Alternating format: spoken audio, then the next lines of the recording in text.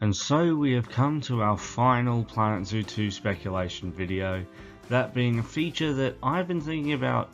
for Planet Zoo 2 to implement for quite a while, that being rescue and rehabilitation as well as wild missions. So let's get into it. Rescue and rehab would involve a new facility simply called the Rescue Centre, where animals from the wild are brought in to receive veterinary care, of which they'd be transported from the Rescue Centre to the vet surgery to receive medical attention. Once they've done so, they could be housed in specific recovery enclosures that for bigger animals would be a large pen, and for smaller animals a roofed enclosure, of which would be tailored to each animal's specific needs by the player. As so many animals would be brought in at any given time, a simple reset button for the holding pens to then design it for the next inhabitant would make the process fast and efficient.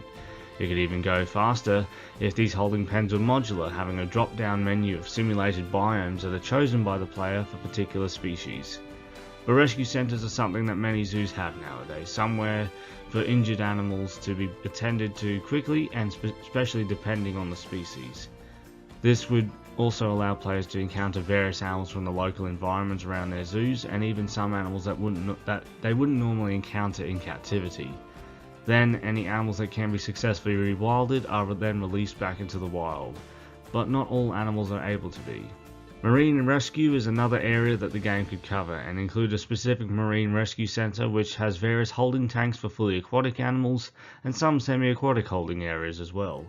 This is one area where there would be various creatures that cannot be released back into the wild for one reason or another, as many marine species are difficult to successfully rewild due to various factors,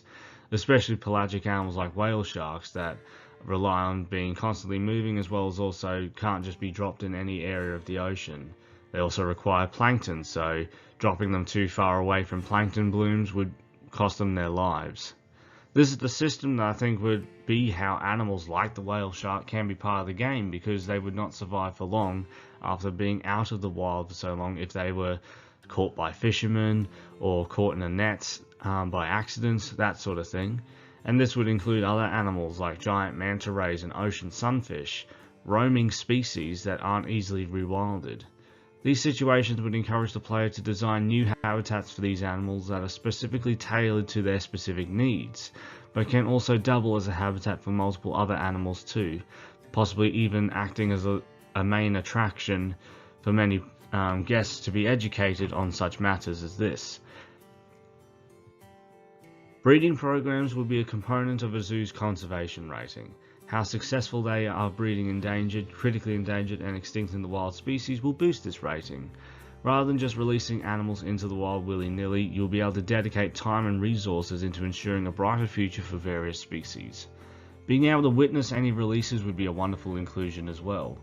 This would also encourage the player to pay more attention to what modern zoos should be prioritising, as a lot of the great zoos and wildlife sanctuaries around today are dedicated to putting the animals first and profit second. This feature can also include another component, which is legacy species. Species that the player's park has been dedicated into housing,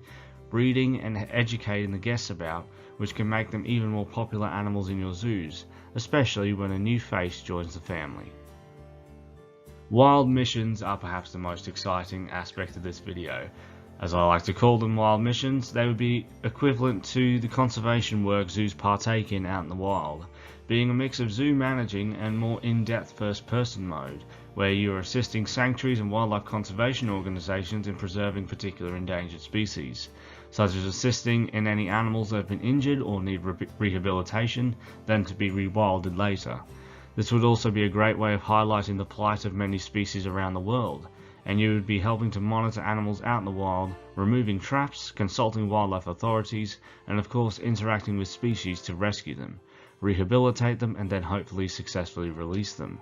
This could even play a part in what animals end up at one of your zoos, as you could encounter an animal that may require either a temporary or permanent housing at one of your zoos in any given situation, such as what happened recently where multiple black rhinoceroses were transported out of the wild and into captivity when the poaching situation in some of their native countries became too severe. These missions could also potentially take place as campaign levels, where you work with many familiar species like giant anteaters, cheetahs, rhinos, orangutans, tigers and pangolins, as well as various others out in the wild, and then interchange between wild levels and zoo levels in the campaign, so that there is plain variety, but also possibility for connections between levels, such as a given species to have to be relocated to a zoo environment. The highlight of these missions, though, would be getting the opportunity to work with several animals that are not housed in zoos for one reason or another, such as Ethiopian wolves, Indri lemurs, ground pangolins, Sumatran rhinos, kakapos, Philippine eagles, and so much more, all within their respective missions, within their native ranges, such as a Sumatra level, a Madagascar level, a South Africa or a Brazil level, for various wildlife found in the Pantanal, stuff like that. Would be amazing for the next game. Some of my favourite ideas for wild mission levels would be that of various areas around Antarctica, particularly the island of South Georgia, where we get the privilege to interact with elephant seals, leopard seals, and wandering albatross, and all these animals would be running wild on the map. So like you could have the beach down at the shoreline where you have all the pinnipeds and penguins, and then you go up the hillsides, and amongst the tussock grass you find albatross, shearwaters, and petrels. Or perhaps a trip to the Galapagos Islands with various seabirds such as the blue-footed booby, the endangered Galapagos penguin, marine iguanas, land iguanas, sea lions, whale sharks, and the familiar giant tortoise, being able to move between all these different islands to help preserve the amazing biodiversity they maintain. Possibly one of my favourites personally is the Simeon and Bale Mountains of Ethiopia, with animals that cannot be exported to zoos outside of the country anymore, with the only endemic animal that is found in zoos being the gelada. But others like the Walia ibex, mountain nyala, and Ethiopian wolf would be amazing creatures to see in Planet Zoo, even if they are confined to the wild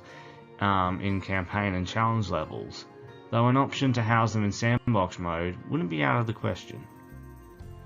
But this would just be the quick final video, as this was just an idea that came to me while I was making this series, and honestly it would be amazing to have this in Planet Zoo 2, being able to blend both the wild and captivity together in a campaign, and even in challenge mode where you're able to just work with animals out in the wild whilst also maintaining breeding programs in captivity. And also rescuing and rehabilitating species is something that zoos do all the time, and so it would just make sense to include it here as a much more prominent feature. And it would really bring the conservation focus